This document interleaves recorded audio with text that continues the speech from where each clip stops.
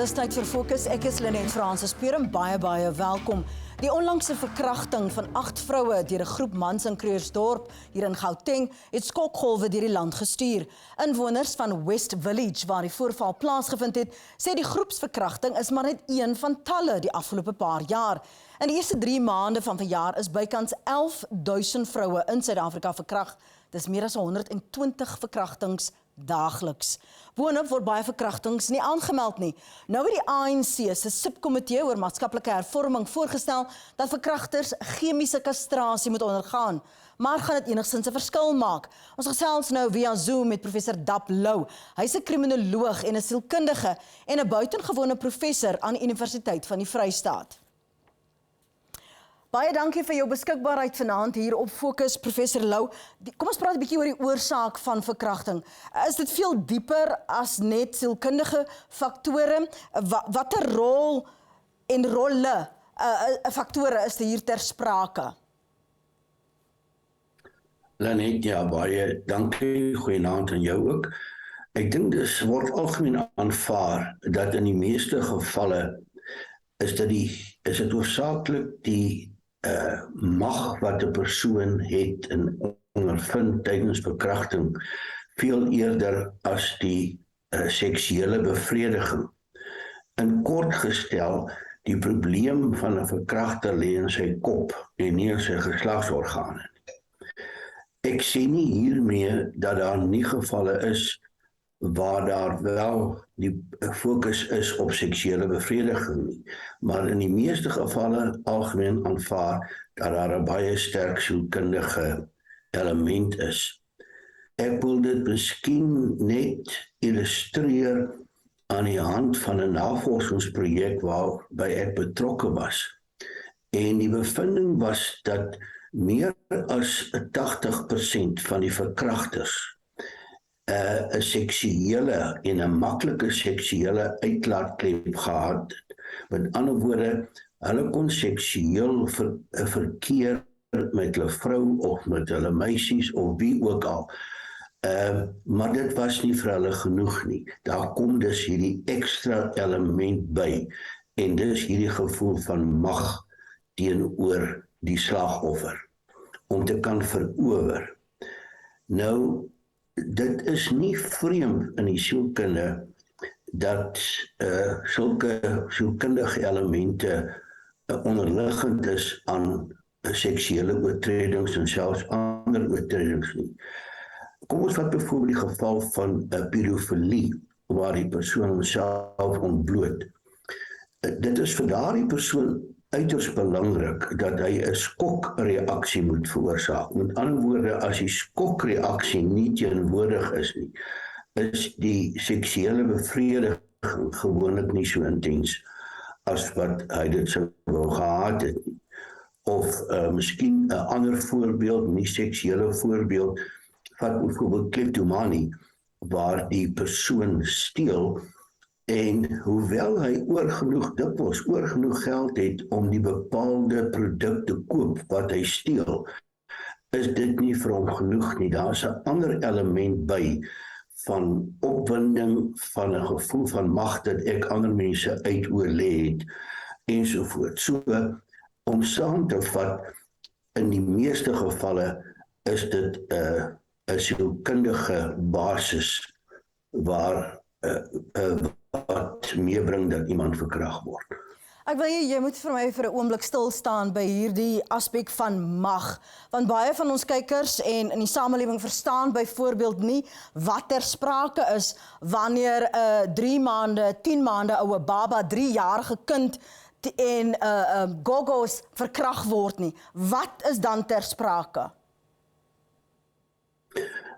In so 'n geval van kinders, met ander woorde, waar ons dan te maak het met 'n pedofilistiese verkragter, is daar 'n ander baie belangrike element by. En dit is dat kinders word gewoonlik verkragt omdat die persoon nie bedreig word deur 'n volwasse vrou nie. Hy is bang vir verwerping ensovoorts en dan wend hy homself tot 'n kind wat homself of haarself nie kan verweer nie. Ons moet praat oor hierdie voorstel van chemiese kastrasie. Miskien ook net ter agtergrond verduidelik wat is die implikasie van chemiese kastrasie en wat jy dink van daardie voorstel, hoe effektief is dit en kan jy vir ons vergelykings tref met waar dit wel toegepas word? Ja, Lenet, ek weet beteken nie of ek moet lag of moet huil as ek hoor hoe mense kom met vreeslike naïewe eenvoudige oplossings vir dieper liggende probleme nie. Ek sê altyd vir my studente gesê, die eerste vraag wat jy vir jouself moet afvra wanneer jy wil bepaal of iets of effektief is om te vra, as dit so effektief is, as dit so goed is, waarom gebruik almal dit nie? Waarom word hierdie metode nie wêreldwyd in elke geval gebruik nie? Kan ek miskien net 'n voorbeeld of twee noem? Kom ons vat byvoorbeeld die geval van 'n leenverklikker. Dit wat die mense op televisie sien en wat in die praktyk is, 'n verskil hemelsbreed van mekaar. Want as jy hier vir die vraag afvra, as die leenverklikker so effektief is as wat mense dink dit is, waarom is daar nie in elke hof en elke polisiekantoor 'n leenverklikker nie? Die antwoord is eenvoudig en dit is dat dit nie so effektief is as wat mense dit voorgestel word nie. Of die geval van hipnose, dit wat jy op verhoog sien, hoe maklik 'n mens 'n sigaret weggooi en nie weer rook nie. As dit die geval was, dan ons moes vir almal onder hipnose geplaas het en hulle laat oprook het. Waarom doen ons dit nie? Dieselfde as wat met chemiese kastrasie die geval is. Dit is nie so effektief nie en dit is nie so effektief as wat dit in die werklike lewe uitgebeeld of van toepassing is nie. Nou, dieselfde geld vir chemiese kastrasie. Daar is wel lande, nie baie nie, maar enkeles, en daar is ook enkele gevalle state in die VSA, wat wel chemische kastrasie toepas, nie baie nie, maar dit gebeur wel. Die effektiwiteit van chemische kastrasie is nog nergens internasionaal en algemeen aanvaarbare as effektief bewys nie. Kom ons gaan kyk na 'n paar nadele van chemische kastrasie. Die eerste is natuurlik dat dit baie maklik of relatief maklik omgekeer kan word. Met ander woorde, as jy nie langer jou medikasie ontvang of dit gebruik nie, dan verdwyn die effektiwiteit daarvan. Is amper soos die middels wat iemand gebruik, verskoning, wat of teen alkohol misbruik, die sogenaamde antabuse. Dit werk net wanneer die persoon die middel gebruik. Maar selfs dan is dit nie sterk genoeg om baie keer wel dat die alkoholdrang oorhand kry oor die neeweffekte. Kom ek onderbreek jou gou daar, professor Lou, en dan na die breek dan kan ons verder praat en dan gee dit ook vir jou 'n geleentheid om daardie padda aan jou keel na te kyk. Ons is nou terug, moenie weggaan nie, ons praat nou verder oor chemiese kastrasie.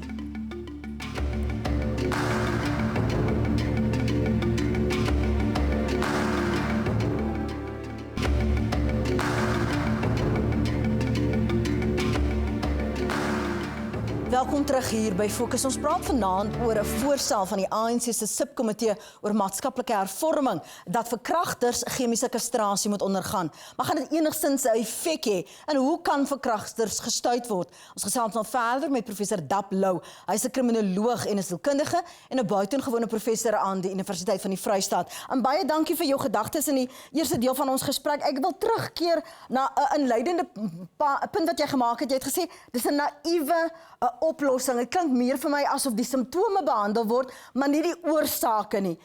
Is die klimaat in Suid-Afrika sodanig dat verkragters weet Hulle gaan of nie vasgekeer word nie, of dit gaan nie aangemeld word nie, of hulle gaan skotvry kom. Ja, Lenet, ek dink wat jy hier aanraak is eintlik die kern van die saak. Ek kom al jare lank in opstand oor die feit dat ons simptome behandel en nie kyk na die oorsake nie. Die oorsake lê op in baie gevalle op 'n totale ander vlak. En wanneer ons daardie faktore aanspreek, sal ons 'n baie groter sukses behaal met ons oorlog teen verkragting as wat ons gaan hê met chemiese kastrasie. En die groot faktor wat uitstaan hierso is natuurlik die sosio-ekonomiese klimaat en omstandighede waarin mense in Suid-Afrika verkeer. Kom ons neem net een voorbeeld. Ons almal ken die geval, of daar's seker miljoene sulke gevalle in Suid-Afrika waar daar 'n gesin van 3 kinders of saam met die ouers en sê maar 'n gesin van 5 altesaam in 'n een vertrek kaya woonagtig is. Dit lei onvermydelik daartoe dat daar geen seksuele privaatheid is nie. En dat 'n seksuele verkeer taamlik openlik en hoorbaar beoefen word. Nou, jy kan self dink dat die seksuele waardesisteem van 'n kind wat in so 'n milieu groot word, dat sy seksuele waardesisteem sal totaal verskil van 'n ander kind wat uit 'n meer gegoede buurt uitkom en waar hy nie aan sodanige faktore blootgestel word nie. So, dis die een belangrike ding. Ons in Suid-Afrika is geneig, soos ek vroeër ook gesê het, om eerder te kyk wat steek kop uit en dan wil ons daai kop afsny. Terwyl ons eerder moet gaan kyk na die onderliggende oorsake daarvan. So net so binne 'n minuut, want dis ongelukkig altyd wat ons beskikbaar het. Hoe bekamp jy dan verkrachting? Jy's 'n kriminoloog, jy het verwys na navorsing wat gedoen is. Wat is die mees effektiewe manier om dit te stuit? Ja, die heel eerste manier, en ek pleit al jare lank daarvoor net, is dat daar is soveel onbeantwoorde vrae oor misdaad en misdade soos verkrachting in Suid-Afrika, wat nog totaal onbeantwoord lê. Ons soek antwoorde op daardie vrae, want ons kan nie altyd van buitelandse inligting gebruik maak nie, dis nie van toepassing in ons unieke land nie. Daarom pleit ek vir die daarstelling van 'n nasionale multidissiplinêre navorsingsinstituut wat navorsing in al sy fasette gaan bestudeer in navorsing en met antwoorde kom. Op die oomblik is ons besig met bespiegelings.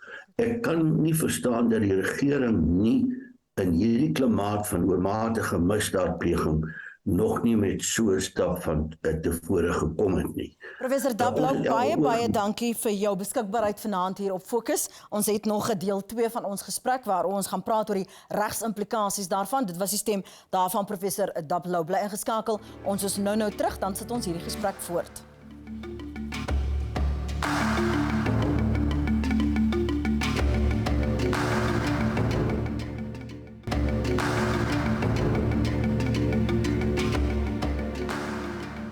Welkom terug hier by Fokus. Chemiese kastrasie is 'n omstrede kwessie, maar wat is die regsimplikasies? En gaan dit werklik 'n verskil maak met so baie verkragters wat nooit vervolg word nie? Ons praat nou via Zoom met Rethabile Mosese. Sy's 'n regsgeleerde van die organisasie Lawyers Against Abuse. And thank you so much for joining us this evening, Rethabile. What are the red flags that pop up for you when you hear the suggestion about chemical castration? I think the biggest question for me is how we understand rape. Is this a biological phenomenon, or is it about power and dominance? So that's the first question. And then also, if you look at our Bill of Rights, there are certain rights that cannot be limited.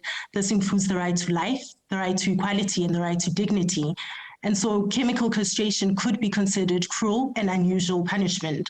In addition, South Africa has also ratified certain international instruments, including the Convention Against Torture, as well as cruel and unusual punishment. So for chemical castration to become legal in our law, a bill would need to have been passed and voted on by Parliament. Of course, this process would also include public participation and commentary. This bill would then also need to pass constitutional muster, and that it may be taken to the Constitutional Court and be tested against the Bill of Rights. Our previous guest said that this just happens to be a quick fix and that we're not dealing with the actual causes, but rather treating symptomatic occurrences. I'd agree, Lynette. In our work, we see that the problem is actually in the implementation, right? So we have great laws on paper, but perpetrators can act with impunity because they aren't held to account. And so I believe a better use of our resources is to fix the problems within the criminal justice system, right? Oftentimes, people don't even report because of secondary victimization. And once they do report, they aren't being kept abreast as to the developments in their cases. Oftentimes, they go to court and there are postponements that aren't the victim's fault. It can be things like the court equipment being broken and not being fixed. It could be that the perpetrator's attorney of record changes as a delay tactic. It could be that there are no interpreters, or even that the necessary court staff are off sick. And all these things result in continuous postponements, which has negative impact on somebody who has suffered such a trauma, right? Especially if that person is not receiving the necessary psychosocial support services. For example, we had one client who had to go to court over 8 times, Lynette, over a period of 1 year in order to complete her testimony. And even when the perpetrator has been convicted, it can take an additional 3 months before sentencing, because you then have to wait for the probation officer's report. And so for us, in our experience, it takes over 2 years for a rape case to be heard until completion. And it's also important to note that only 8% of reported cases actually result in a conviction. This means that only a tiny number of the rapists would actually be eligible for chemical castration. So we should be looking at where are we failing these victims and not try and incorporate a quick fix, thinking that that is going to solve the problem, if only 8% where they are convicted is actually carried through.